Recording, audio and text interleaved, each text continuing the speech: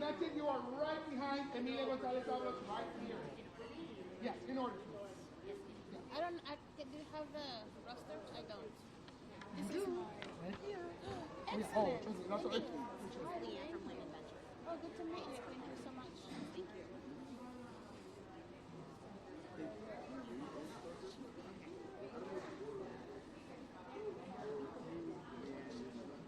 I am adding last minute the owner of the grab. Give me one second.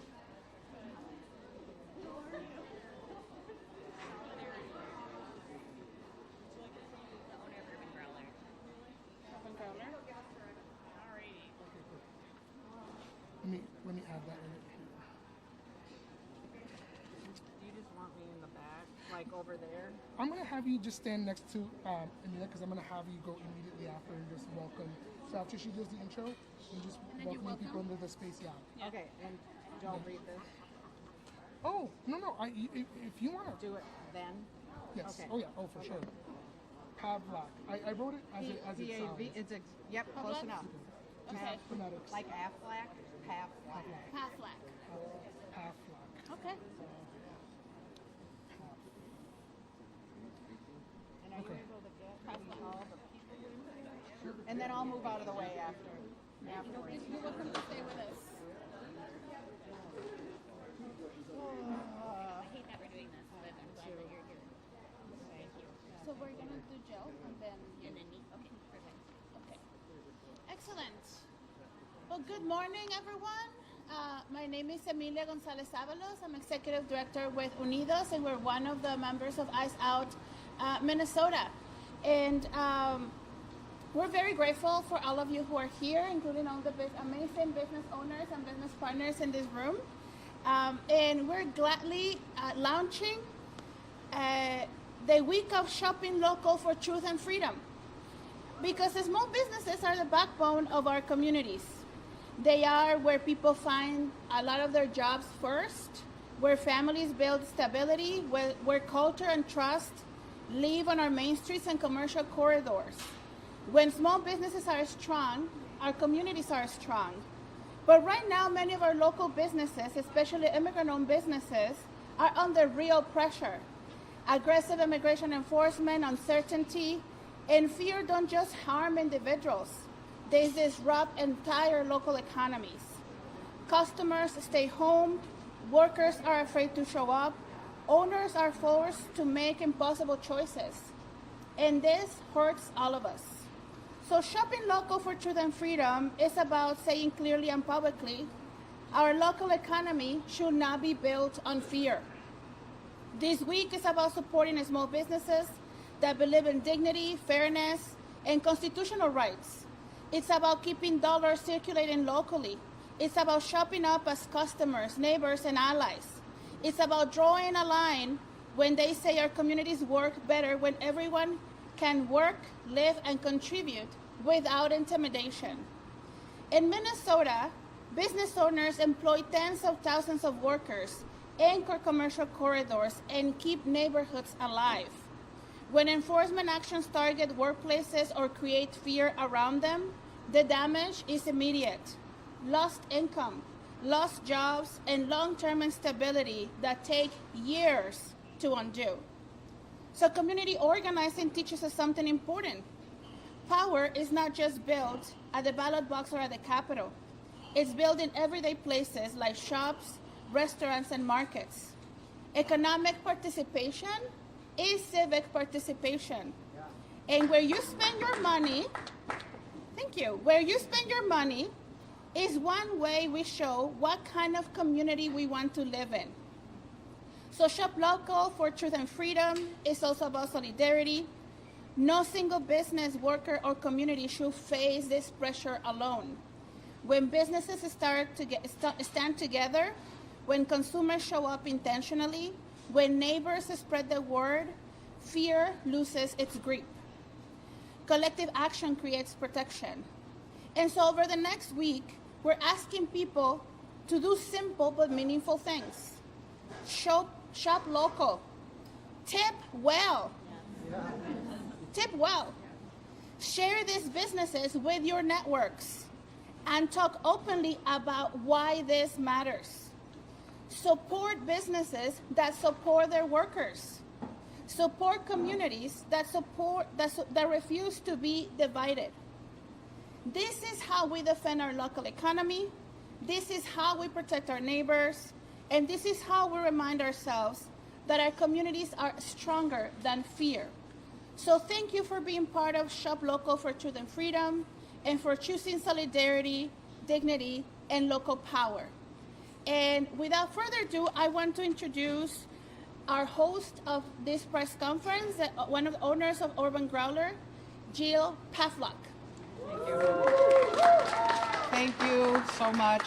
On behalf of the Urban Growler team, we are honored to host the many small businesses and community members here today, and grateful for the spotlight on small businesses during such a heavy and heartbreaking time. Small businesses are the heartbeat of our community. They're where people gather, connect, and look out for one another.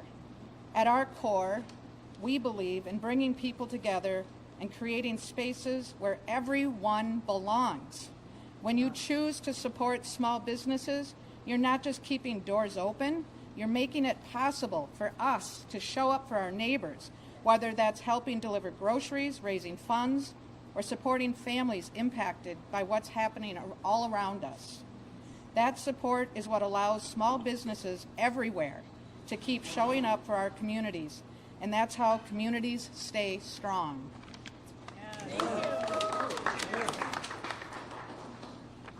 Hi everyone, I'm Alex West Steinman. I'm the co-founder and CEO of The Coven. We're a co-working space designed for belonging.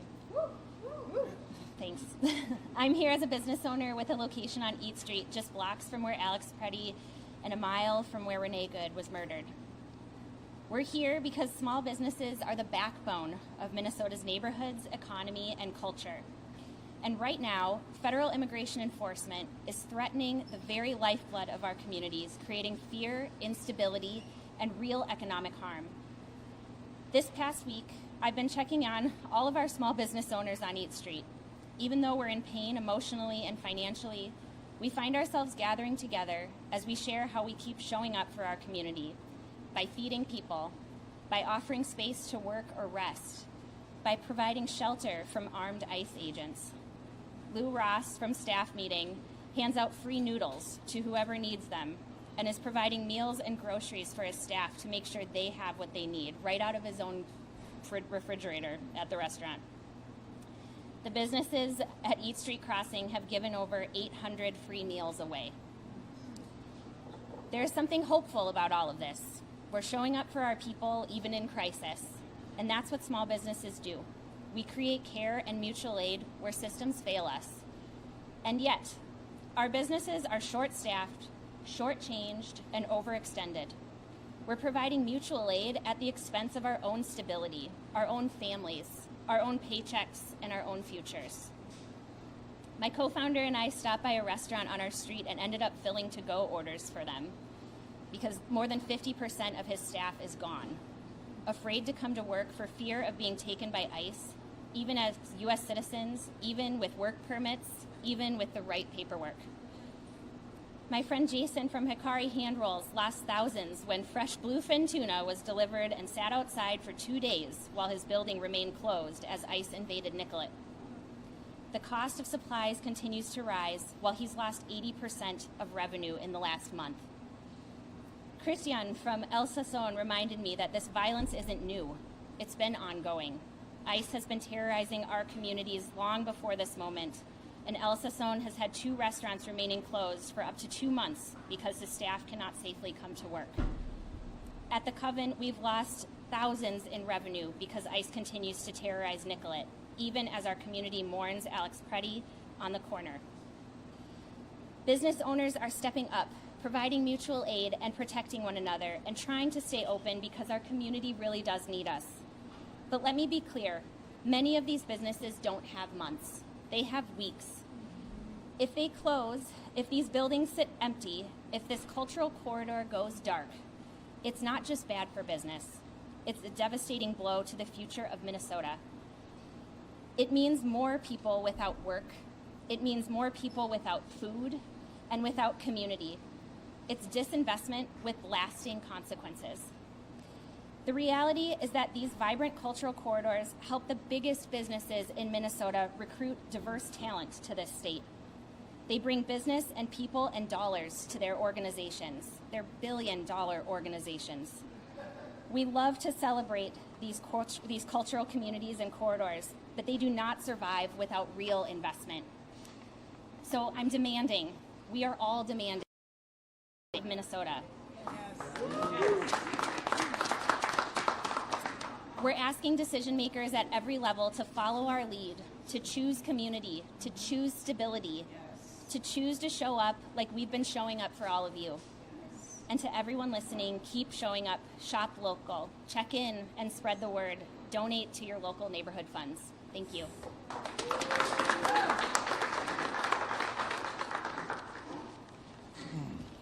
My name is Lawrence Edison. I'm a manager of custom design.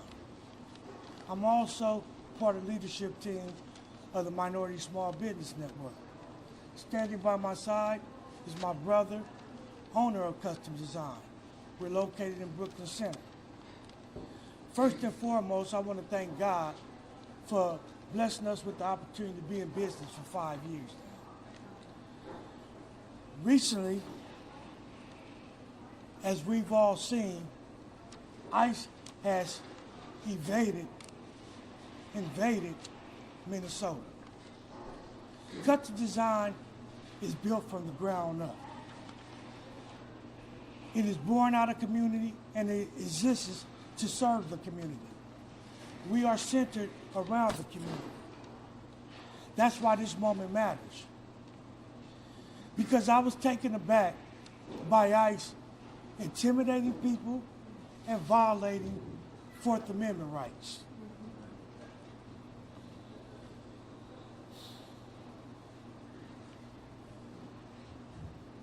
ICE has impacted business due to the fact that our customers are afraid to leave their homes. They're afraid to come to our place of business, to support us, to spend money, and this has been such an impact that is harmful for all of us in the community. Minnesota does not deserve this, and our community does not deserve this. Like so many business owners, we had to grind and work diligently to get where we are today. We started without startup resources, without a safety net, and sacrifice and struggle to get where we are today. Because of ICE, the activity we're seeing in our communities in Minnesota, people are afraid once again to come to our place of business. That is why we are excited to launch a week of support and action for small business owners across the state of Minnesota. This week is about showing solidarity and support for small businesses, lifting up one another in one voice and standing together as the small businesses that help drive Minnesota's economy. We deserve a week that is dedicated to our voices, to our safety, and real action for small businesses, owners in every community. So as I stand here, I just ask that ICE respect our rights. And if you can't, vacate Minnesota. Thank you.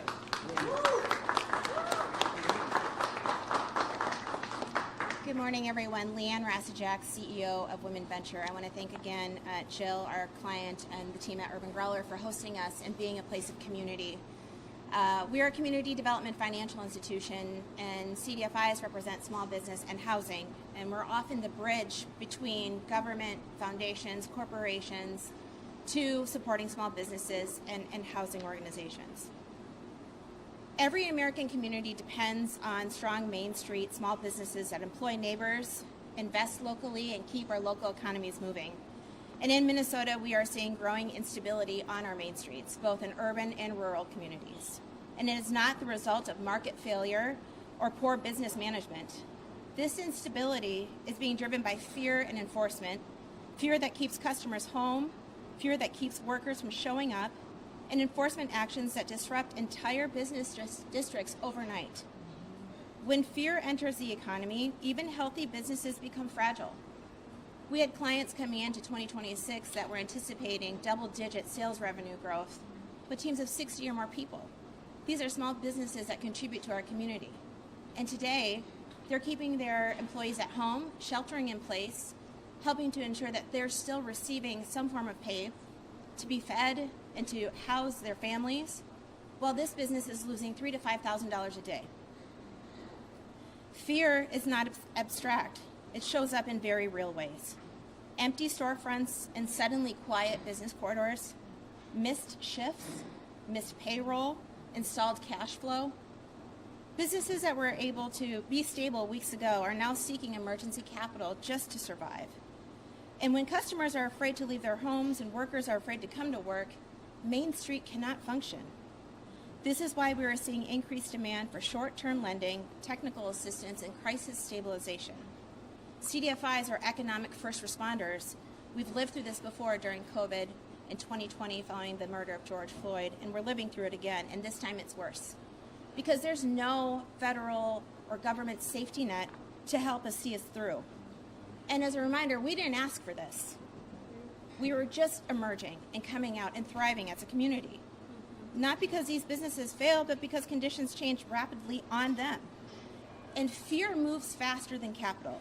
And when it does, even strong businesses can be pushed to the brink.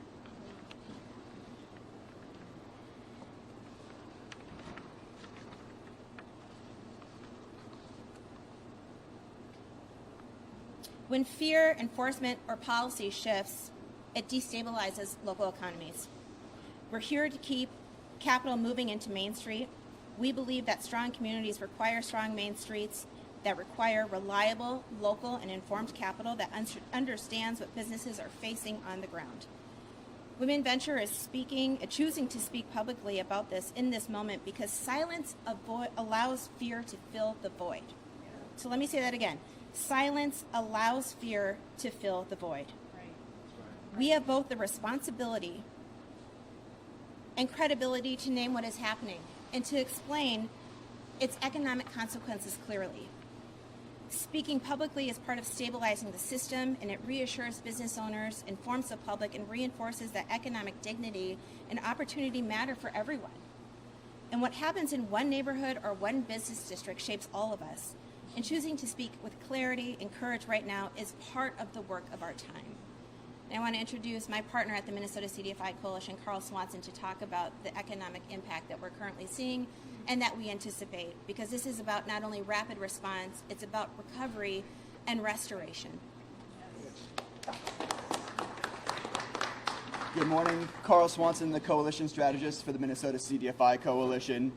As Leanne mentioned, CDFIs are community development financial institutions, with the organizations providing small business supports, affordable housing development, and capital to under-resourced, underbanked, and underfinanced communities. These are the communities that have been especially impacted by ICE's presence in Operation Metro Surge. Communities of color, immigrants, women, rural communities.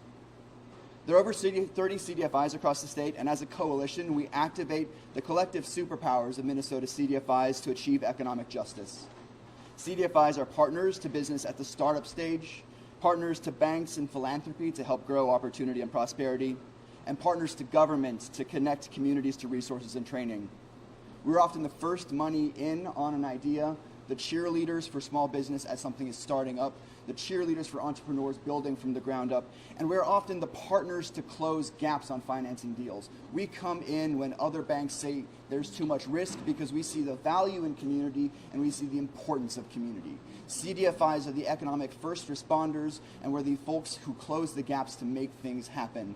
The stories that people are telling you about their businesses suffering are personal to us, they are real to us and to these organizations. In 2025, Minnesota CDFI has had almost $700 million in loans across 2,400 projects across the state of Minnesota. $700 million of capital in small business and in affordable housing. That's enormous for Minnesota's economy, and it's critical support for small business startup.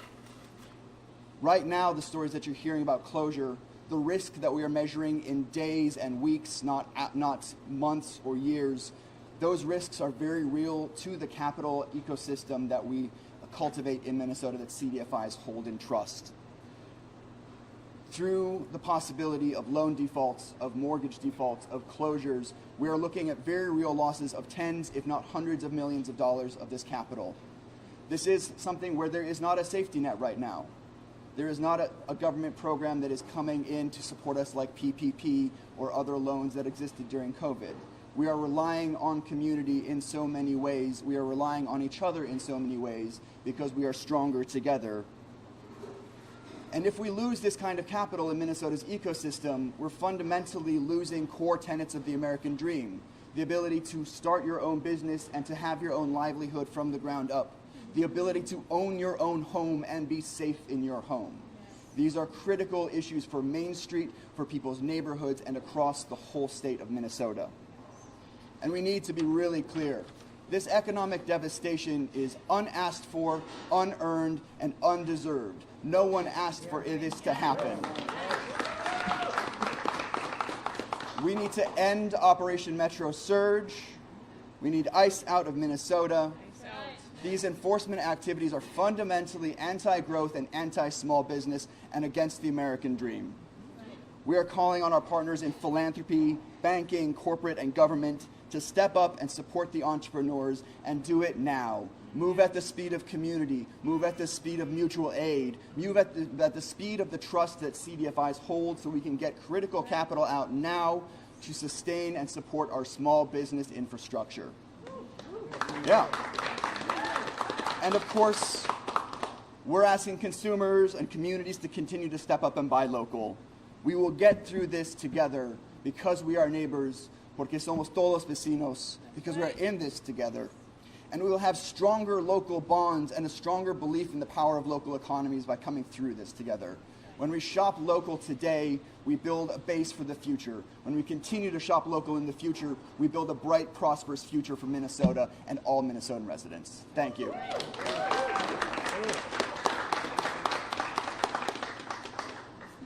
Next, we have Russ Adams from Lake Street Council. We have, what's your name? Yusura from Lake Street Council? Yeah. From Lake Street Council. Thank you. Hi, everybody. I'm Yusra Mahamood, business advisor with Lake Street Council. I'm going to talk a little bit from my heart about what Lake Street represents. Lake Street represents me. It represents mothers who wake up every day at 6 a.m. to get their kids ready for school. It represents fathers who rush to leave their work at 4 p.m. to pick their kids up from schools. It represents students who are excited about becoming the next business owner, becoming the next chef, or maybe even becoming the next president of the United States. It represents restaurants where we make tacos and not war. It represents many types of empanadas. In my culture, from the East African culture, we have our own version called the sambusas, which if you've been out in Minnesota lately, you might have tried some, because we have been wanting to have everyone try this amazing delicacy. And it represents passion. It represents the Lake of 10,000 Lands. It represents so many different cultures that I tell those who don't have the capacity or the energy to travel far, they don't have to leave the state or the country to experience a different culture or meet new people. They can come to Lake Street and they will feel satisfied and fulfilled. And so with all of that being said, Lake Street, of course, has faced many challenges over the last few years. And if you've driven down Lake Street as of recently, I'm sure that, you've seen the storytelling on our murals, the culture, the art, showcasing what we have represented, but also the resilience of Lake Street as of lately. With ICE currently, as you've heard, it is impacting our economy very, very hard. Businesses on Lake Street are losing $30 million a month in our corridor. And that number maybe even went up as of recently. There are mothers who are on their way to drop off their children at daycare or at school, but never make it to work because they were abducted. There are employees who are getting ready to potentially, wrap up their day, and they're at the loading docks. They never get to leave work and go back home because they are abducted. Business owners are facing what they're supposed to just have a regular day-to-day operations of running a business, but now running operations quite literally to protect their employees and their family. And this is not okay. And this is something that we can't get used to, and we can't feel desensitized to, and we can't feel numb. And we are relying on each other as a community to come out and support these businesses. We are hearing that some businesses might not be open tomorrow or next week or in the next 2 weeks. And that will impact us not just as a corridor, but it will impact our neighboring cities all the way up to greater Minnesota, and it will spread from state to state. Because if one economy fails in a city or a state, all of our economy is going to fail in the United States of America. So I'm asking urgently to support the small businesses in our cultural corridors and to come out and to, as simply as supporting with your families and friends and reconsidering where your dollars go to. Especially in these next few months, it's going to be very, very hard. Some of the things that we are doing with Lake Street Council is we are doing some weekly cash mobs. And so if you follow us, you'll able to see what business that we're gonna go and flood that week. But that's not just something that we wanna create a campaign for. This is something that we need to do forever to help these businesses get back on their street. And partnering with our neighboring organizations to support these small businesses. And with next week, shopping local and shopping small businesses. These are initiatives that we need to take very seriously. A quick reminder also that in just 2 weeks, there is going to be a holiday, Ramadan, where a lot of immigrant-owned businesses rely on, they already have reduced hours due to the fact that their businesses won't be operating because they are practicing their faith and trying to support their families and might open way later times.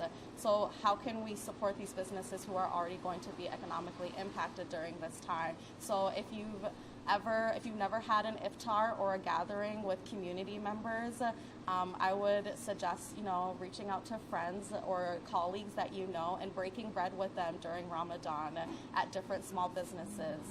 And then again, just a continuous reminder to continue to do that every month. And please to come support Lake Street in our neighboring corridors and be out in community and to continue vocalizing ICE out.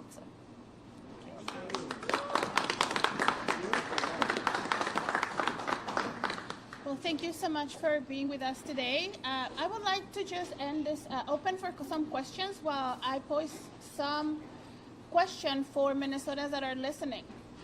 We transition into this new administration with a public commitment to share prosperity and a better economy. That has definitely not reached immigrant and refugee families. That has definitely not reached working families in Minnesota. And that has definitely not reached small businesses in Minnesota. So I ask the question, who is getting this prosperity on the backs of what's happening with Operation Surge? Who is really making wealth out of this crisis in Minnesota? That's just a question I want to put in the air for people who are listening. So we welcome some questions now. Mr. Swanson mentioned the need for the lack of capital, the fact that capital is drying up, and that there is no PPP to step in. Do we need one? And how, if so, how likely is it that, are you expecting that the state is going to step up or someone's going to step up? I mean, frankly, we can't expect it from the federal government because the federal government's enforcement actions is the cause of this economic crisis. But what we are seeing, what we are working on, is an all-hands-on-deck approach to both capital and also money moving into communities. So we've seen enormous amounts of mutual aid flow that has been the first responder to people, right? I live in the central neighborhood of Minneapolis. My little neighborhood group did almost $250,000 in rent relief for the month of February through mutual aid. We're seeing CDFIs already looking at what they can do for loan modifications to provide their clients with flexibility so they can sustain. We're talking to other organizations that have funds that are getting ready and getting out. LEDC, the Minneapolis Foundation. There are bigger funds that are coming online to provide the next step of support for small businesses and for individuals there. And we will be at the legislature talking to Minnesotan legislators and asking for relief both in terms of housing, rent support, and small business support. It absolutely is something that has to have tiers of approaches. This is going to come in waves, and we need to keep on working on the next thing that comes up. But absolutely, it's an all-hands-on-deck approach. Do you have a dollar amount at the legislature? Not yet. We're early in there, and it's going to be a legislative session with a lot of priorities. But we cannot lose sight of the fact that small businesses are the economic driver for most Minnesotans. And so legislators need to step up and recognize that and find the dollars to get back into community, especially because those dollars that are spent in community will come back to the state in forms of taxes and in forms of local spending. So this is not relief. This is not money that disappears into the ether. This is money that will come back into community and continue to support the state. Oh, me? Yeah, sorry. Yeah, sure. When you look at the numbers, how does this compare to what we saw financially during COVID? I think an apples to oranges conversation. COVID was more widespread and across the whole country. But we are talking, and any restaurant, any small business that relies on foot traffic, that relies on people coming in, will tell you that what is happening in Minnesota right now is as bad, if not worse, than COVID. And so we are looking, like I said, people are looking at longevity in days and weeks, which is the same kind of situation that we were facing in COVID.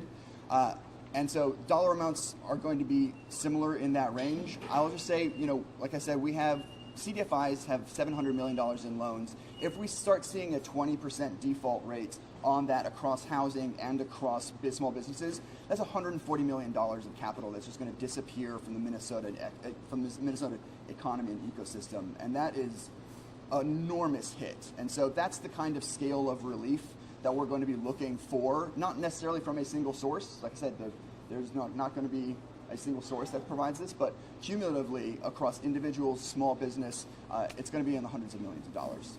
If the feds choose to end Operation Venture Surge and they send 2,000 federal agents home, is it an instant recovery in some ways, or what is the long-term impact even after Operation Venture Surge ends? Yeah, that's a really great question. I would love to have some of our small business partners answer that question, but I can just say that what we have experienced, there are direct harms of people who have been taken away from us. Their trust has been broken about, will I be taken away, even if ICE leaves right away.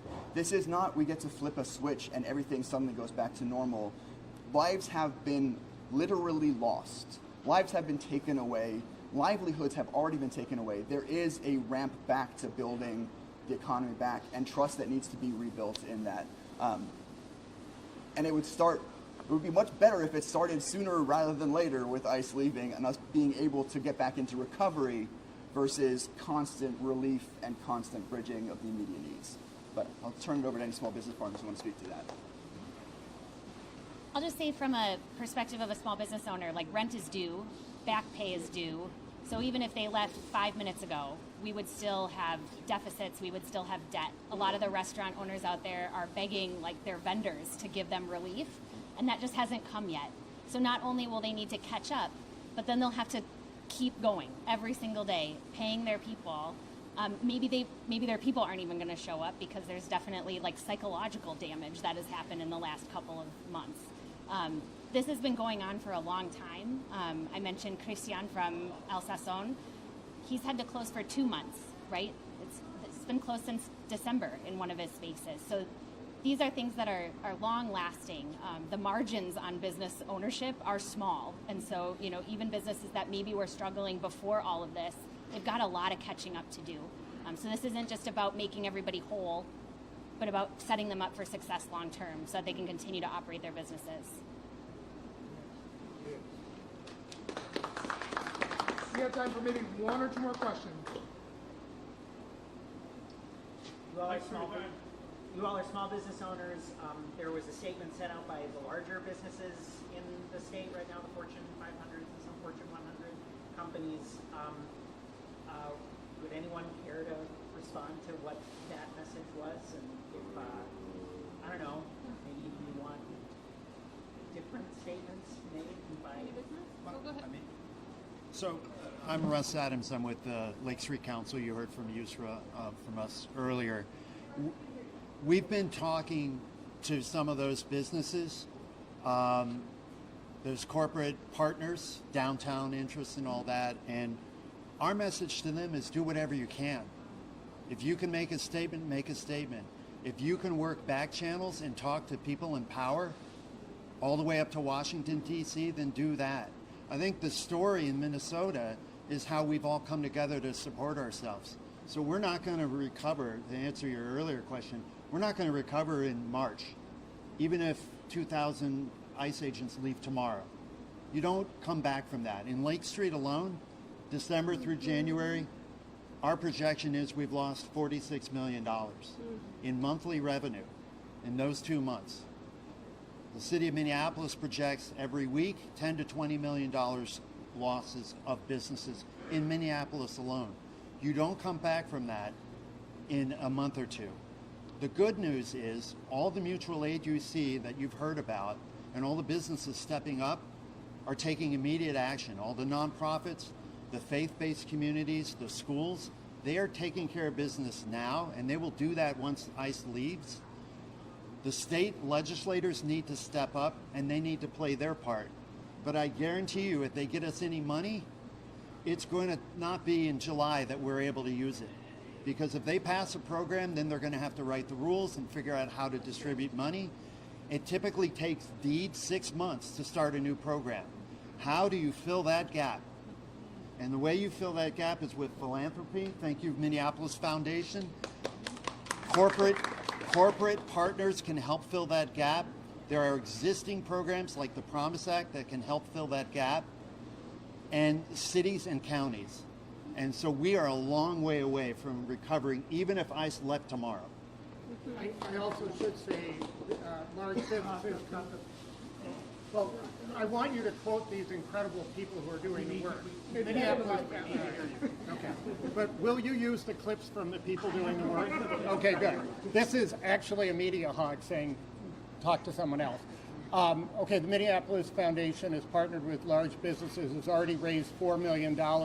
That will be out on the street in the next couple of weeks through the CDFI. So many of those things that you heard about are coming through the funding that we're putting out there, along with what the foundation normally does to support these incredibly important CDFIs. In addition to that, we're working with the Salt Cure Fund, which is a fund that's more broad-based, that'll again be going to restaurants. We also are sending the message that was just made well, which is that the federal government, unlike with the PPP loans, is not going to help us on this, and the state government is in a different position. So unlike after George Floyd's murder, when we at the foundation partnered with the state and other funders to put $50 million out to rebuild, we won't have a lot of those. So the $4 million that we have in hand, we're getting out quickly. We're going to continue to raise those dollars, but the single most important thing that anybody can do right now is to shop and eat.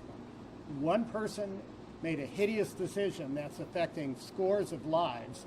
And right now, the only really strong way we can push back is for everybody to get off of the couch, spend some money with these great entrepreneurs, and make sure that one more piece of collateral damage from ICE isn't losing some of these great businesses. Thank you.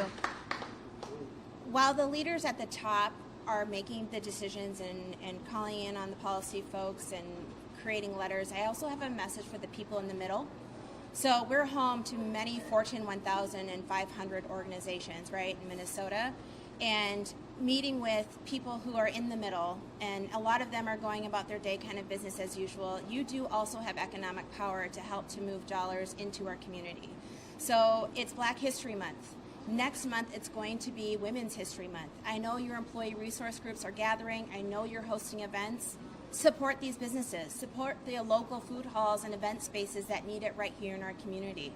CEOs, give your employees $100 to go spend at a restaurant in our local communities to not only support the local businesses, but also to gather. Because right now, we need one another, right? And being out in community and breaking bread often is the best path and the best healing that we all need as a part of addressing this crisis.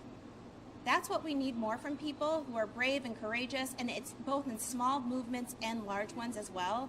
And this is, to the point made earlier, it is a relay. This is not a marathon, right? So we're tapping in to all of our communities. The way that we're moving mutual aid behind the scenes and underground, we need to lift that up. That work needs to happen above ground. The other piece is, and I'm talking on behalf of nonprofits and CDFI organizations across the state, y'all know us. Y'all have trust in us. We've proven the work. We've done the reporting. We share the stories. We meet the deadlines, right? So my ask is lift the restrictions. Enable us to move the funds to our small businesses for housing in the way that we have demonstrated trust for decades. That's the level of flexibility and care that we need, because this is not business as usual. This is not 2020. This is something entirely different. So we need to pull some new tools in out of our creating our toolkit, right, to be able to activate, meet the moment, and ensure that we preserve this beautiful community and resilient community that we have in Minnesota.